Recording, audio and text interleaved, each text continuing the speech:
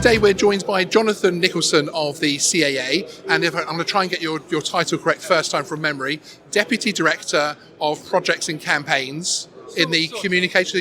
You're basically the Deputy Director of Communications. That's near enough. Yeah. But you've been with the CAA for quite a while, haven't you? Yes. Yeah. For my sins. Yeah. Yes. Is it 20-something years or even longer? A little bit. You can say that. That's Yes. fine. That makes me sound not quite so old. Yeah. But thank you very much for joining us today. I really do appreciate it. A couple of subjects to sort of touch on as far as our audience is concerned. Obviously, Geeksvana audiences, hobbyists, all the way through to commercial. Thank you for coming down because, of course, we're starting to see the CAA at more events. We saw Chris Bradbury at the drone racing up north for us Southerners, and of course you yourself were at the UK photography show as well, which is fantastic. So again, it's to highlight to the audience that the CAA are out there. Go find them, go talk to them, and you guys are on the stands and you can have chats about pretty much anything. Our first subject today is to talk about one of the hot topics, certainly for the hobby, which is takeoff and landing.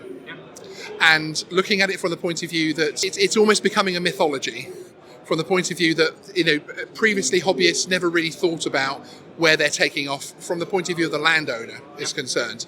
What is the CAA's point of view regarding takeoff and landing? Obviously, the drone code now talks more about ensuring that you look for signs and that obviously, if you're stood in the middle of a National Trust property, you're not supposed to take off. We know these things because they don't want that to happen on their land. But what's the CAA policy as far as how far a hobbyist should dig? Yeah, so actually it's not even drone rules. So it's not drone specific, it's just standard trespass rules, really. So you're talking about private property. You need the landowner's permission to do something on private property, whether that be walking, riding a horse, flying a drone, whatever it be. If you are standing on private property and want to do something, you need the landowner's permission. So don't think about it as the airspace, think about it as where you're standing, and regardless of what it is, you need the landowner's permission to be there and do something. Okay, so then you sort of move on from that point to the more what I would call public areas from the point of view of council land and that type of thing, and we start to get into sort of a more sort of grey area as well from the point of view that, of course, the council own that land, and many councils own land under private companies these days and have their own sort of private companies run them to maximise the return for their local constituents. Should a hobbyist? Okay, I most of my flights are still as a hobbyist. If I'm about to fly in a park in somewhere, I was about to name a local authority then, but I won't be that specific. Somewhere in the UK, a local park, and I'm not aware of the council's policy. There are no signs up telling me not to fly, and everything else is safe as far as Article 241, and it's a legal flight. Yeah, is that good enough as far as the CAA are concerned? Well, it's not our rules. So really, we're interested in: have you checked the airspace? Are you near an airfield? Distance from people, all those safety rules are really what we're interested in. Personally, myself, I would probably feel uncomfortable without knowing exactly what's going on with that land that I'm flying on. I'm a bit of a kind of safety bod, if you like, so I would want to check, but ultimately it comes down to the decision made by that person flying that drone. And that's the same for everything in aviation. There isn't a CAA inspector standing by every pilot and every air traffic controller or every maintenance engineer throughout the world. It's based on that individual's decision, having known the rules and then making a decision about safety. But in this case, it's not about safety. Yes. It's about land and trespass and that kind of stuff. So it's not really our rules. Am I right, therefore, in saying that if an incident occurs, the drone crashes or hits a fence or something like that, and the CAA are called in to look into it, the takeoff permission isn't something necessarily that you're going to be concerned about then? So it might pull part of the picture as about, is this a responsible person? Is this somebody who generally does the right things? So in aviation, pretty much everything we do around safety is linked to just culture.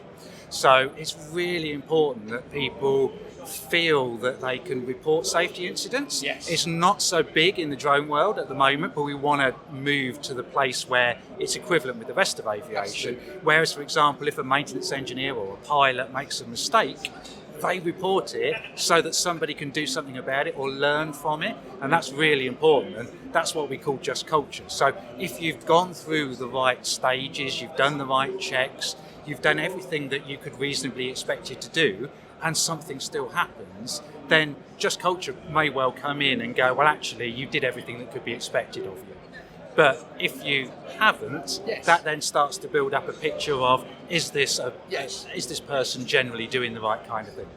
Exactly, and again, we've spoken about that before from the point of view of mitigation. And if an incident occurs and there is a list of 12 things that you've done to make sure your flight is safe, and something still happened, a battery failed, or a motor fails or something, or a little bit of pilot error and you do hit a tree or something, then you have taken all of those steps to ensure that it's safe. And because you've taken those steps, when something does go wrong, no one's going to be injured, nothing's going to get damaged, etc. In more than it certainly increases the likelihood of a safe incident happening, as if it's possible for something to safely go wrong.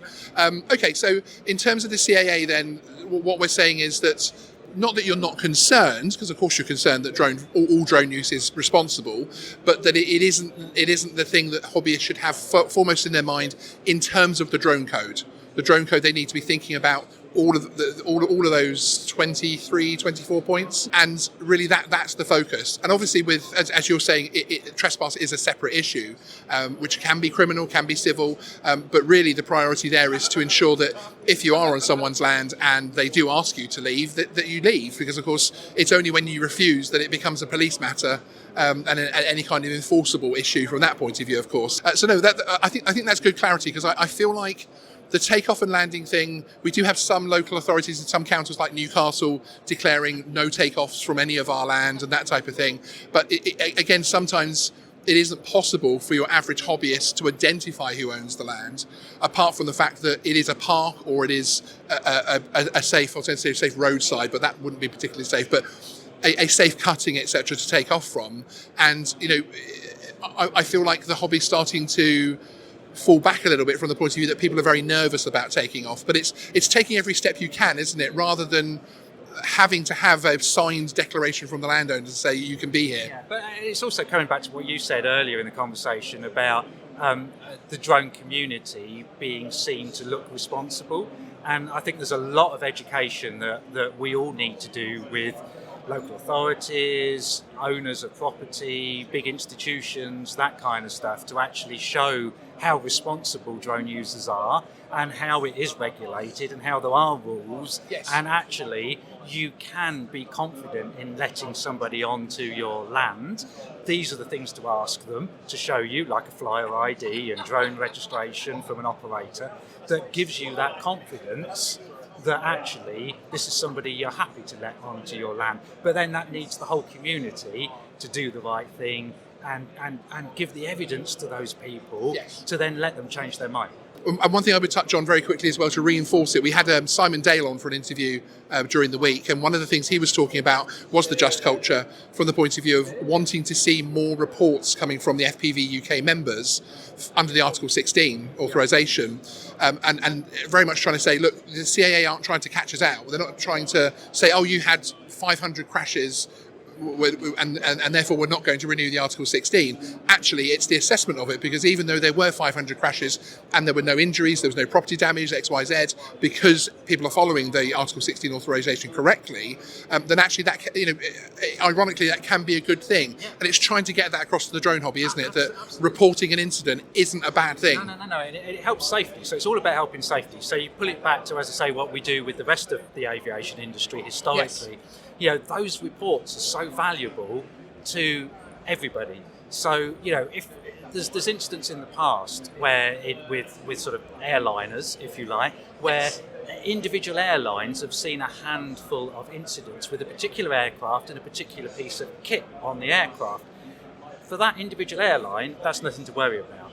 But you put 5 airlines all reporting the same thing together, that we see that. Exactly. We can go to the manufacturer of the aircraft and go, you want to look at this? And you could easily equate that to the drone world. So 20 individual operators having an issue with a prop. Individually, they think, oh, it's just me and my prop.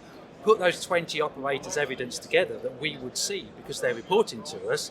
we go, oh, okay, manufacturer, is this something you want to look at? Because the manufacturer probably won't have picked it up either, because they won't be seeing those individual reports. Exactly. We are looking at how we can make it easier for people to report, and also sort of talk them through the process, because the system is the same system for everybody. And we're very conscious that a lot of drone users aren't in the aviation industry, so they haven't sort of decades of experience of filing occurrence reports. It's a completely new thing. So we will be looking to try and make it as easy as possible and explain the process. Excellent, that's absolutely fantastic. Next up on the hot list is the good old C labels.